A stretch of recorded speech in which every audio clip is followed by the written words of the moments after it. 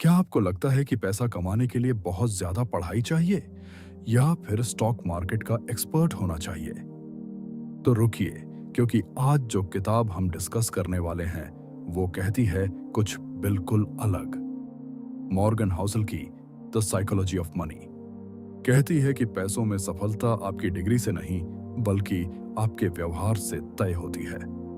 एक साधारण नौकरी करने वाला इंसान भी अमीर बन सकता है और एक बड़ा डॉक्टर या इंजीनियर भी कंगाल हो सकता है। फर्क सिर्फ इतना है कि पैसों को लेकर आपकी सोच कैसी है।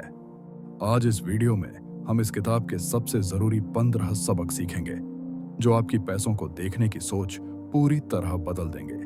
तो वीडियो को आखिर तक जरूर देखिएगा, क्योंकि आखिरी सबक शायद सबसे ज्यादा काम का है। चलिए शुरू करते हैं। जियोयन समरी में आपका स्वागत है। मॉर्गन हाउसल की ये किताब पैसों के बारे में नहीं है कि स्टॉक कैसे खरीदें या बजट कैसे बनाएं। ये किताब बताती है कि पैसों को लेकर हमारा व्यवहार, बिहेवियर हमारी सफलता या असफलता तय करता है, न कि हमारी डिग्री, ना ही हमारी इनकम। लेखक कहता है, पैसे कमाना और पैसे टिकाए रखना दो अलग अलग स्किल हैं। कमाना दिमाग से होता है, टिकाना धैर्य, पेशेंस से होता है।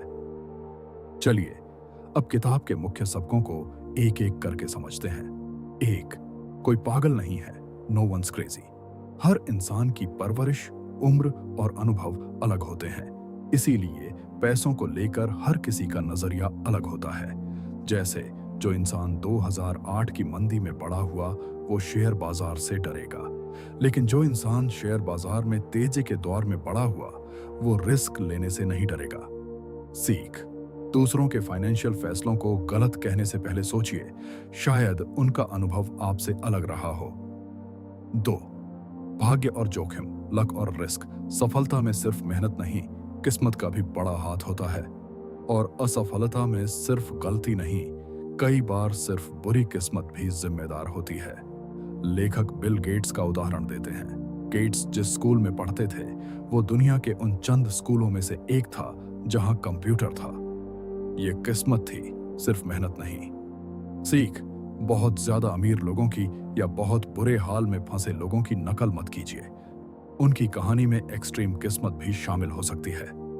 तीन, कभी संतोष ना होना, नेवर इनफ। जब पैसा कमाने का कोई अंत तय नहीं होता तो लालच इंसान को गलत रास्ते पर ले जा सकता है।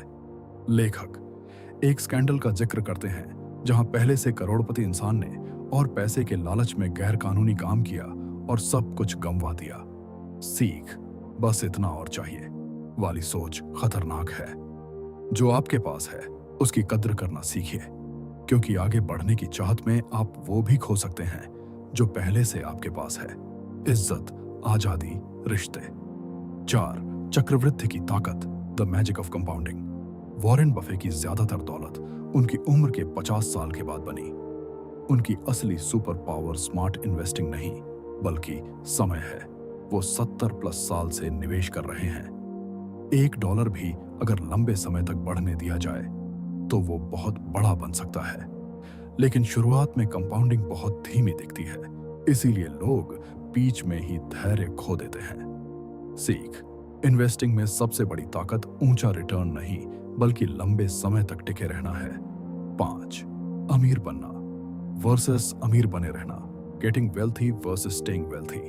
अमीर बनने के लिए रिस्क लेना, ऑप्टिमिस्टिक रहना और आगे बढ़ना जरूरी है, लेकिन अमीर बने रहने के लिए इसका उल्टा चाहिए, डर, कंजूसी, फ्रुगैलिटी, और ये मानना कि जो कमाया है वो अचानक खो भी सकता है। लेखक कहते हैं, सर्वाइवल सबसे जरूरी इन्वेस्टिंग स्ट्रेटजी है। अगर आप बीच में गायब, बैंकरप्ट हो गए तो कंपाउंडिंग का पूरा फायदा नहीं मिल पाएगा। सीख, पैसा कमाने में जितना आक्रामक बनना है, टिकाने में उतना ही सावधान रहना है। 6, तुम की भूमिका, टेल्स यू विन। इन्वेस्टिंग की दुनिया में ज्यादातर मुनाफा बहुत कम फैसलों से आता है। जैसे किसी इन्वेस्टर के 20 इन्वेस्टमेंट में से सिर्फ 1 से 2 इन्वेस्टमेंट ही पूरा मुनाफा बनाते हैं, बाकी के फ्लॉप या औसत रहते हैं। सीख, गलत यहां और असफलता नॉर्मल है। असली खेल में टिके रहना जरूरी है ताकि उस एक बड़े मौके को पकड़ सकें। 7, आजादी ही असली दौलत है, फ्रीडम।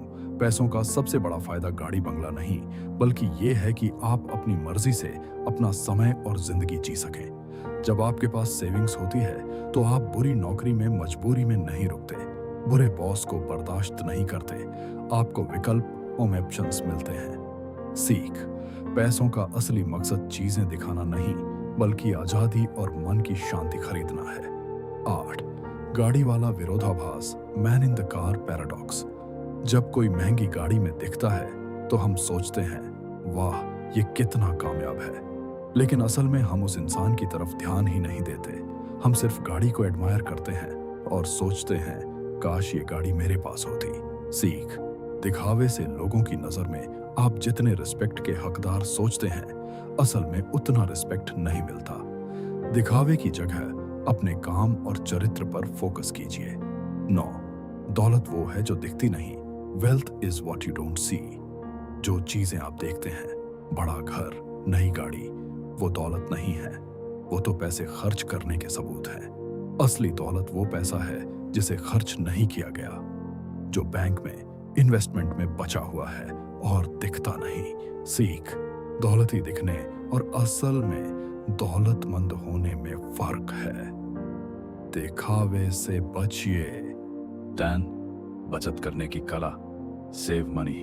आपकी बचत बढ़ाने के लिए जरूरी नहीं कि आपकी इनकम बढ़े, बल्कि आपकी विनम्रता, ह्यूमिलिटी बढ़नी चाहिए, यानी कम में गुजारा करने की आदत। सेविंग रेट सिर्फ खर्चों को कम करने से बढ़ती है, और खर्च कम करना पूरी तरह आपके नियंत्रण में है। चाहे आपकी सैलरी कितनी भी हो। सीखा, बिना किसी खास वजह की बचत करना सिर्फ भविष्य की अनिश्चितता के लिए सबसे समझदारी वाला कदम है। एलन, रीजनेबल रैशनल इन्वेस्टिंग में हमेशा गणित से सबसे सही फैसला लेना जरूरी नहीं। ऐसा फैसला लीजिए जिसके साथ आप रात को चैन से सो सके। जैसे बहुत सारे एक्सपर्ट कहेंगे कि 1% कर्ज लोन चुकाना गणित के हिसाब से गलत है, क्योंकि इन्वेस्टमेंट में ज्यादा रिटर्न मिल सकता है। लेकिन अगर कर्ज मुक्त होने से आपको मानसिक शांति मिलती है तो वो फैसला आपके लिए सही है। सीखा, पैसों के फैसले सिर्फ स्प्रेडशीट से नहीं, अपनी मानसिक शांति को ध्यान में रखकर भी लीजिए। दौलत गलतियों के लिए जगह रखें। रूम फॉर एरर, सबसे बड़ा प्लान भी गलत हो सकता है, क्योंकि भविष्य अनिश्चित है। इसलिए हमेशा अपने फाइनेंशियल प्लान में एक सेफ्टी मार्जिन रखिए। सीखा, ऐसा प्लान मत बनाइए जो सिर्फ तभी काम करे जब सब कुछ परफेक्ट चले। जिंदगी में झटके आते रहते हैं। 13, आप बदलते रहेंगे। You'll change.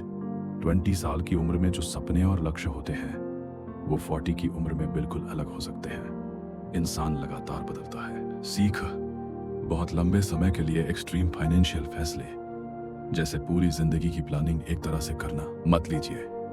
बीच का रास्ता अपनाइए ताकि भविष्य में बदलाव को एडजस्ट कर सके। 14, मुफ्त में कुछ नहीं मिलता। Nothings free. इन्वेस्टिंग में मुनाफे की एक कीमत होती है। वो कीमत है अनसर्टेनिटी, डर और घबराहट। जो लोग शेयर बाजार में लंबे समय तक टिके रहकर मुनाफा कमाते हैं, वो असल में इसी कीमत को चुकाते हैं। सीखा, बाजार के उतार चढ़ाव को जुर्माना नहीं, बल्कि एंट्री फीस समझिए, जो लॉन्ग टर्म रिटर्न के बदले चुकानी पड़ती है। 15, निराशावाद ज्यादा समझदार लगता है।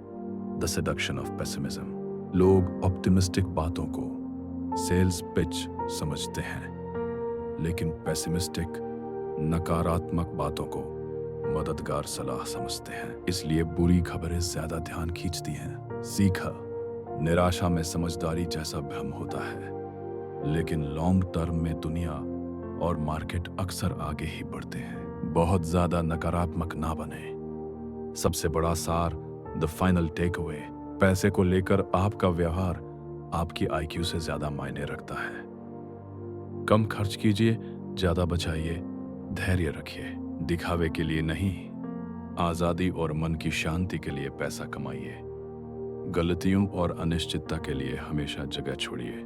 सबसे अच्छी इन्वेस्टिंग स्ट्रैटेजी वही है जिस पर आप लंबे समय तक टिक सके, भले ही वो सबसे बेहतरीन स्ट्रैटेजी ना हो। कंक्लूजन तो दोस्तों यही थी, द साइकोलॉजी ऑफ मनी की पूरी समरी। अगर एक लाइन में इस किताब का सार निकालें तो वो यही है, पैसा कमाना दिमाग का खेल है, लेकिन पैसा टिकाए रखना धैर्य का खेल है। आपको अमीर बनने के लिए सबसे स्मार्ट इंसान बनने की जरूरत नहीं, बस थोड़ा धैर्य रखना है, कम खर्च करना है और अपने फैसलों में जल्दबाजी नहीं करनी है। अगर आपको यह समरी पसंद आई हो तो वीडियो को लाइक कीजिए, चैनल को सब्सक्राइब कीजिए ताकि हम आपके लिए ऐसे ही और बेहतरीन किताबों की समरी लाते रहें। कमेंट में बताइए इन 15 सबक में से कौन सा सबक आपको सबसे ज्यादा पसंद आया। मिलते हैं अगली वीडियो में, तब तक के लिए पैसा कमाइए समझदारी से और जिंदगी जिए आजादी से। धन्यवाद।